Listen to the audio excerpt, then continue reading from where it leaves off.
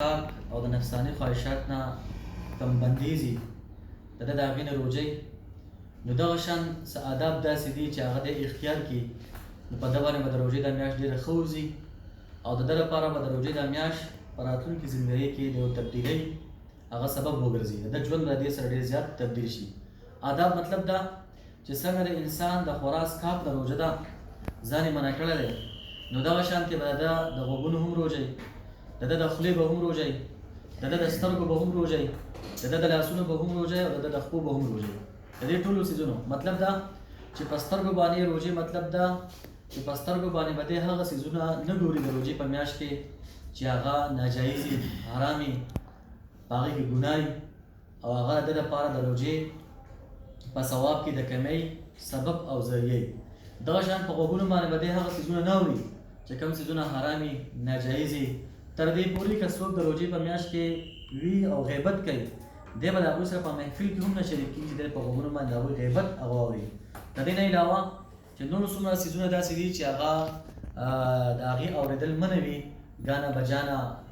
فلمونه وغیره په غوږونو په ذریعه باندې به هغه څیزونه هغه نه اوري. دغه شان د ژبې به هم روژه د ژبې روژې مطلب دا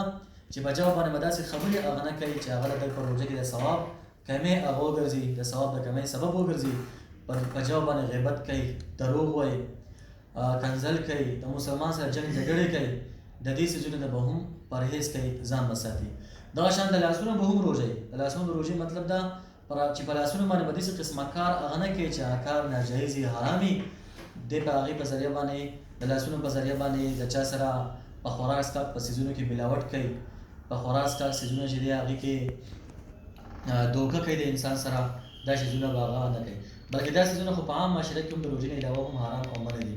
دغه شان د خپو په ذریعه باندې به داسې یو ځای ته قدم نه اوچتوي چې په هغه ځای کې د ګناه یو کار کېږي او دی په هغې کې شرکت هغه وکړي او د روژې په ثواب کې کامیاب راشي. جی ډېره مهرباني قدرمنو د ټول نه اول خو دا چې موږ روژه وپېژنو چې روژه داسې څیز دی. روژې د په عربۍ ژبه کې صوم ویلی کېږي او د صوم معنی ده د خوراک څښاک او د خپل نفساني خواهش نه ځان منع کول ته صوم ویلی کېږي. اوس خوراک څښاک او نفساني خواهش پوره کول قصدن عمدن خوراک څښاک کول د دې په ذریعه باندې روژه ماتېږي. دغه شانتې قصدن عمدن خپل نفساني خواهش پوره کول د یوې زنانه نه یا د یو نارینه نه د دې په ذریعه باندې روژه ماتېږي او په دې باندې کفاره هم لازمېږي. دویمه مسله موږ دا وایو چې قضا او کفاره کې فرق څه دی قضا څه ته وایي کفاره څه ته وایي. نو کفاره به زموږ سره په هغه صورتونو کې لازمېږي چې کله سړی قصدن عمدن خوراک څښاک وکړي او د خپل نفساني خواهش د زنانه یا د نارینه نه خپل نفساني خواهش هغه پوره کړي نو په دې صورت کې په ده باندې قضا هم لازم شوه او کفاره هم لازم شوه. قضا مطلب دا چې کومه روژه نیولې دغه روژه به هم نسي او د دې نه علاوه به د یوې روژې په بدل کې به 2 میاشتې مسلسل روژې هغه هم نسي دې ته ویل کېږي کفاره. نو چې کله موږ د روژې دا تعریف وپېژندو چې قصدن عمدن خوراک څښاک کول او قصدن عمدن خپل نفساني خواهش پوره کول د نارینه یا د زنانه نه نو په دې صورت کې قضا او کفاره لازمېږي. نو اوس موږ داسې یو څو مسایل هغه بیان کړو چې په هغې په ذریعه باندې روژه نه ماتېږي او بعض مسایل به داسې چې په هغې کې به صرف قضا چې دی هغه به راځي. نو په کوم څیزونو چې روژه نه ماتېږي په هغې کې یو دا چې کوم هغه ډېره زیاته اهم ده او خاص طور زموږ چې کوم نوجوان طبقه د هغو لپاره هم ډېره زیاته ضروري ده هغه دا چې د بعضې نوجوان خلکو ګمان دا وي چې کله هغه د روژې په میاشت کې د ورځې اوده شي د ورځې اوده او د شیطاني خوب ویني او د شیطاني خوب په وجه باندې په ده باندې غسل لازم شي نو دی بیا دا خیال کوي چې زما روژه په دې باندې چاته ماته شوې ده نو په شیطاني خوب لیدلو سره چې په کوم باندې په ده باندې غسل لازم شو نو په دې باندې د روژه نه ماتېږي بلکې په ده باندې غسل لازم شو دی به صرف غسل هغه وکړي. بل دا چې د غسل څه مخصوص طریقه هم نشته چې د روژې په میاشت کې څه مخصوص طریقه د غسل ده چې هغه په نورو ورځو کې هغه شان طریقه نه وي بلکې عام ورځو کې چې غسل موږ په کومه طریقه باندې کوو هغه شان طریقه باندې د روژې په میاشت کې هم غسل کول هغه پکار دي. مطلب دا چې عام ورځو کې چې کله موږ غسل کوو موږ خولې ته اوبه اچوو غرغړه کوو پوست ته اوبه اچوو پوزه چې دی هغه ترخو موږ په روژه کې صرف دغه احتیاط کوو چې خولې ته کله اوبه اچوو غرغړه به نه کوو پوست ته چې کله اوبه اچوو نو پوزه به ترخو نه ځکه په دې کې دا اندېښنه ده یره ده چې کېدای شي د اوبه تېرې شي او د بعض بیا دا ګمان چې یاره په غسل کې غرغړه کول فرض دي چې کله موږ باندې غسل لازم شو نو موږ چې کله روژه ماته کړو د هغې نه پس به غرغړه بیا وکړو نو دا هم هسې یو خبره ده دغه طریقه پکې هغه نشته، بلکې کوم چې عام غسل لاسې خولې ته وباچول، پوست ته وباچول، مکمل وجود لمدول چې د یو ویښته رزګې پکې وموچ پاتې نه شي، بس دغه طریقې باندې هغه غسل کول. دویمه مسله دا چې کوم د نوجوان لپاره ډېره زیات ضروري ده چې کله د روژې په میاشت کې د ورځې یو کس هغه د خپل لاس په ذریعه باندې خپل نفساني خواهش پوره کړي، د لاس په ذریعه باندې خپل منی چې دی هغه راوباسي، خپل انزال هغه وکړي. نو په دې صورت کې د روژه ماته شوه، خو لیکن دا کومه روژه چې د نیولې دا به خوري نه، دغه روژه به د ده او د دې په بدل کې به صرف یو روژه قضا هغه به راګرځي. د بعضو خلکو بیا دا ګمان چې یاره په دې باندې روژه ماته شوه نو په خورا سکت پسې مزید هغه وکړي. نو خورا سکت مزید کول پکار نه دي، بلکې د دې په بدل کې یو روژه نیول هغه ضروري دي. دغه شان یو بله مسله چې کله سړی د روژې په میاشت کې الټۍ وکړي، چې کله الټۍ وکړي د بعضو خلکو کې خیال دی چې د الټو په ذریعه به زما روژه ماته شوه، نو هغه بیا دا ګمان کوي چې زما روژه ماته شوه، نو دی بیا مزید په هغې پسې خورا سکت کوي. نو دا خبره یاد ساتل پکار دي چې کومې الټۍ دي چې هغه سړی بغیر د څه قصد نه وکړي، د هغه پکې خپله څه اراده نه وي، هسې الټۍ وشي، په دې باندې د سره روژه ماتېږي نه، په دې باندې روژه بالکل نه ماتېږي. که یو سړی قصدن عمدن الټۍ وکړي، قصدن عمدن په خپل اختیار باندې الټۍ وکړي او د هغه الټۍ تېرې هم شي، نو په دې صورت کې صرف روژه ماتېږي او په ده باندې بیا قضا یو روژه به دې په بدل کې هغه بیا هغه به نسي. دغه شان که یو سړي روژه نیولې وه او ده دا خیال وکړو چې یاره زما روژه د الټو په ذریعه باندې ماته شوه، ده د غلط فهمي وشوه او ده بیا مزید خورا څښاک وکړو، نو ده له پکار دی چې یو روژه بیا د رمضان شریف نه پس هغه راوګرځوي. دغه شان بله یو مسله اکثره اوقات دا پېښېږي چې کله ماښام بانګ ته ټیم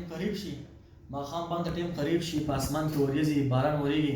یا بجلۍ تللې وي او داسې څه ذریعه نه چې په هغې په ذریعه باندې موږ بام واورو یا موږ ته دا ټایم په ذریعه باندې پته ولګي چې د روژې د ماتولو ټایم قریب شوی دی. اچانک زموږ په ذهن کې یو اواز راشي، څوک هسې بهر څه چغه ووایي، زموږ خیال دی چې دا چې د بانګ ویلی شو، یا هسې داسې د بل یو څه ځناور اواز یا زموږ ذهنونو ته راشي، زموږ خیال دی چې دا د بانګ اواز دی. په هغه صورت کې د غلط فهمۍ په وجه باندې موږ خپله روژه هغه ماته کړو. نو په دې صورت کې هم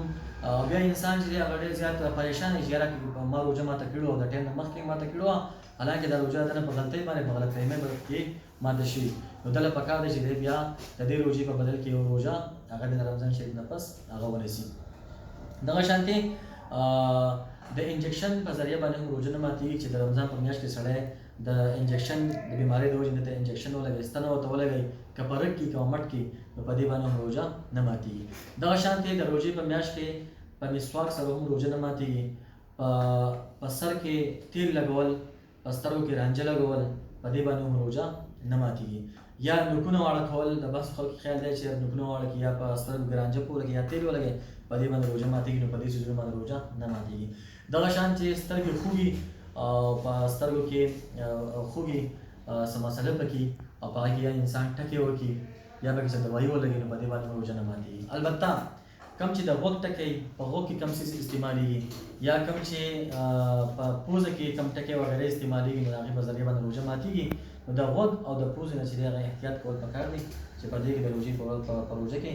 څه ټکی یا څه دوایي وغیره ونه لګولی شي. نور په سترګو کې یا په سر لګولو کې په تیلو باندې یا په سترګو کې رانجه لګول یا څه دوایي لګول، په دې باندې روژه نه ماتېږي.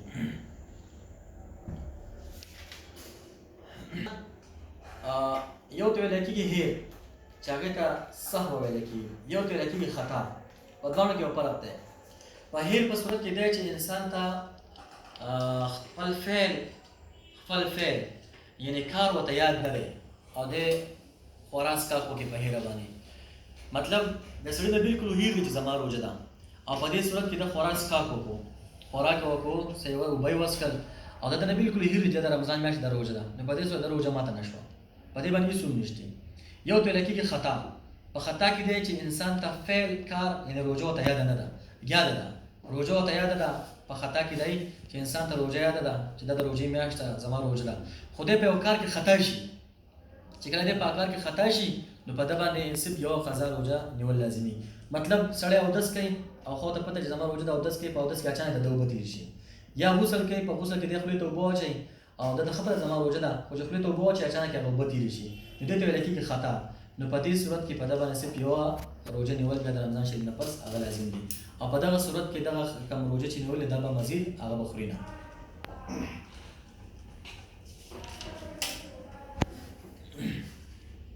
قدرمندو